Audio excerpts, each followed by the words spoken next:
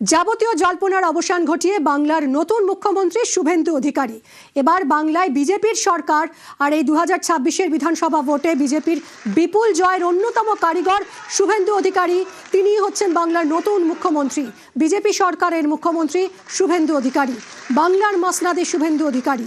ব্রিগেডে কাল বেনজির শপথ গ্রহণ অনুষ্ঠান বিজেপির, সেখানেই শপথ নেবেন পশ্চিমবঙ্গের নতুন মুখ্যমন্ত্রী শুভেন্দু অধিকারী। কথা বলবো আমাদের প্রতিনিধি অর্ণবের সঙ্গে। অর্ণব, ছাত্র রাজনীতি থেকে উত্থান শুভেন্দু অধিকারীর এবং ধাপে ধাপে মুখ্যমন্ত্রীর চেয়ারে, নিঃসন্দেহে অত্যন্ত বর্ণময় রাজনৈতিক জীবন তার।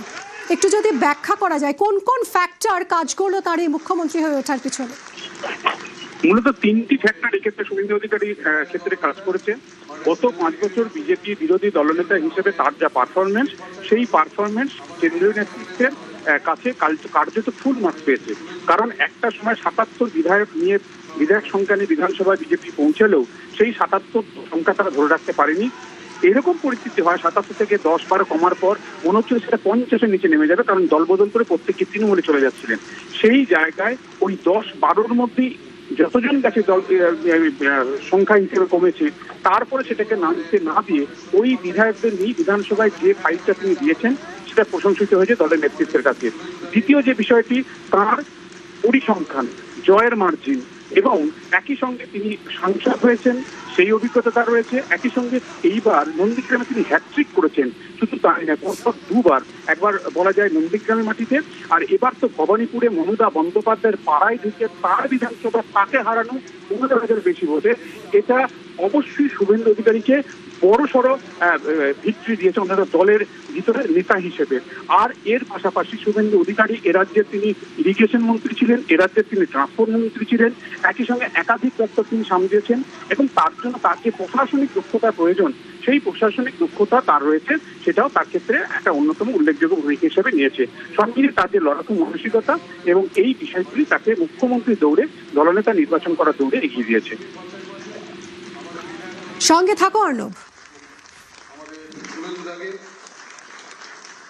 আমাদের নেতা নরেন্দ্র মোদীজি যে যে গ্যারান্টি দিয়েছেন, সব গ্যারান্টি পূরণ করার কাজ ভারতীয় জনতা পার্টির সরকার করবে। আমি নয়, আমরা নীতিতে ভারতীয় জনতা পার্টির সরকার করবে। কথা কম, কাজ বেশি ভারতীয় জনতা পার্টি করবে। চার্জশিট প্রকাশের দিন মাননীয় নেতা অমিত শাহজি দুটো প্রতিশ্রুতি বাংলার লোককে দিয়েছেন। সন্দেশখালী থেকে আরজিকর হয়ে যত মা বোনেদের উপরে, কন্যাদের উপর অত্যাচার হয়েছে তার কমিশন বসবে, এবং যারা অভিযুক্ত তাদের বিরুদ্ধে ব্যবস্থা নেওয়া হবে। ইনস্টিটিউশনাল করাপশন, প্রাতিষ্ঠানিক দুর্নীতি যারা করেছেন তাদের বিরুদ্ধে রিটায়ার্ড জাজকে দিয়ে কমিশন বসানো হবে, এবং উপযুক্ত ভাবে সরকারি অর্থ যারা নয়ছয় করেছেন তাদের বিরুদ্ধেও আমরা ব্যবস্থা নেব। রাজ্যে প্রথমবার ক্ষমতায় বিজেপি সরকার, আর পদ্ম সরকারের মুখ্যমন্ত্রী শুভেন্দু অধিকারী। মুখ্যমন্ত্রী ঠিক করতে শুক্রবারই কলকাতায় আসেন অমিত শাহ। বিধায়ক দলের সঙ্গে বৈঠক করেন তিনি, আর সেখানে শুভেন্দু অধিকারীকেই মুখ্যমন্ত্রী হিসেবে বেছে নিয়েছেন সব বিধায়কই। আর কোনো নামই প্রস্তাব করা হয়নি। এরপরই শুভেন্দুকে নেতা ঘোষণা করেন শাহ। কাল সকালে ব্রিগেডে নতুন সরকারের শপথ, তারপরই নয়া সরকারের পথ চলা শুরু।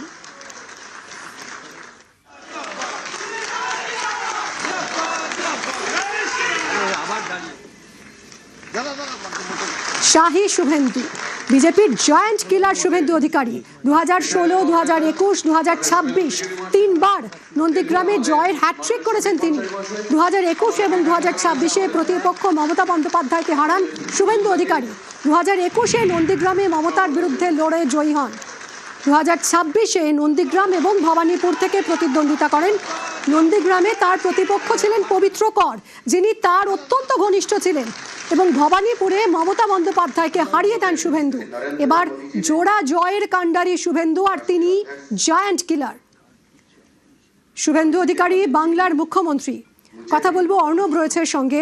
অর্ণব, একেবারে নন্দীগ্রামে জয়ের হ্যাট্রিক, শুধু তাই নয়, আমরা দেখেছিলাম এর আগেও 2021-এও নন্দীগ্রামে মমতা বন্দ্যোপাধ্যায়কে হারিয়ে একেবারে দেশে তোলপাড় ফেলে দিয়েছিলেন শুভেন্দু অধিকারী।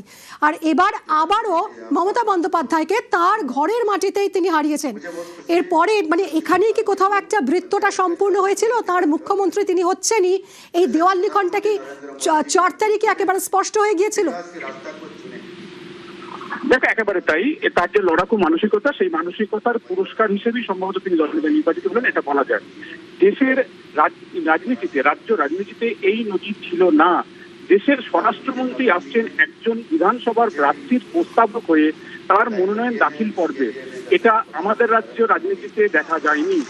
স্বরাষ্ট্রমন্ত্রী অমিত শাহ যখন সার্ভে বিল্ডিং আলিপুরে শুভেন্দু অধিকারীর মনোনয়ন দাখিল করতে তাকে হাত ধরে শ্রমিক ভট্টাচার্যের সঙ্গে ভিতরে নিয়ে যাচ্ছেন, সেই ছবিটা কার্যত অনুঘটকের কাজ করেছে বিজেপির কুচবিহার থেকে কার্তিক প্রান্তিক অঞ্চলে যারা একেবারে নিচু স্তরে বিজেপির হয়ে কাজ করেন, তাদের কাছে একটা অনুঘটকের কাজ করেছে। তারা চার্জাপ হয়েছেন, অর্থাৎ মমতা বন্দ্যোপাধ্যায় একমাত্র নেত্রী। কারণ মমতা বন্দ্যোপাধ্যায় যে মুখ তৃণমূল কংগ্রেসের, তিনিই সবকিছু, এটা সবাই জানত।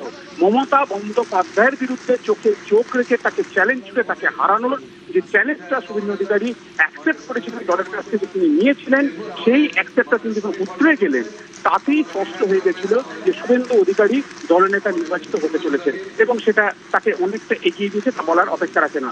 দুদিন আগে তুমি দেখো 6 তারিখ, 4 তারিখে ভোটের ফল বেরিয়েছে, 5 তারিখ পর 6 তারিখ তিনি যখন নন্দীগ্রামে আরেক বিধানসভা তিনি যেখানে জয়ের হ্যাট্রিক করেছেন, সেখানে তিনি সভায় বক্তব্য রাখতে গিয়ে কি বললেন? তিনি বললেন তিনি শৃঙ্খল পরায়ণ, অর্থাৎ তিনি ডিসিপ্লিন, পার্টির যে সিস্টেম, সেই সিস্টেমের মধ্যে কাজ করবেন। পার্টি যেখানে তাকে বিধায়ক পদ রাখতে বলবে সেটা রাখবেন, এবং সেখান থেকেই দাবি উঠল তাকে মুখ্যমন্ত্রী চাই। তিনি কিন্তু এত কিছু, সবকিছু তিনি জানতেন এটা হতে পারে না। তারপরে তিনি কিন্তু পার্টির ডিসিপ্লিন মেনে সেখানে জানিয়েছেন যে তিনি বিশ্বকর্মা পুজোতে আসবেন, তিনি অমুক পুজোতে আসবেন, নন্দীগ্রামের জলের যে পাইপলাইনের কাজ দীর্ঘদিন ধরে করে রয়েছে তিনি সম্পূর্ণ করবেন, ITI এছাড়া সেখানে কলেজের এবং হাসপাতালের যে উন্নয়ন কিভাবে করবেন সেগুলো তিনি বলেছেন। অর্থাৎ নন্দীগ্রামটা সম্ভবত তিনি ছাড়বেন। ভবানীপুর যে চ্যালেঞ্জটাকে কেন্দ্রীয় নেতৃত্ব দিয়েছিল তিনি অ্যাকসেপ্ট করেছিলেন, এবং ভবানীপুরে মমতা বন্দ্যোপাধ্যায়ের পাড়ায় তারপরে হারানো একদমই, এবং সেই জায়ান্ট কিলার শুভেন্দু অধিকারী তিনি হচ্ছেন বাংলার মুখ্যমন্ত্রী। এরপর আমাদের মাননীয় শ্রমিক ভট্টাচার্য মহাশয় আমাদের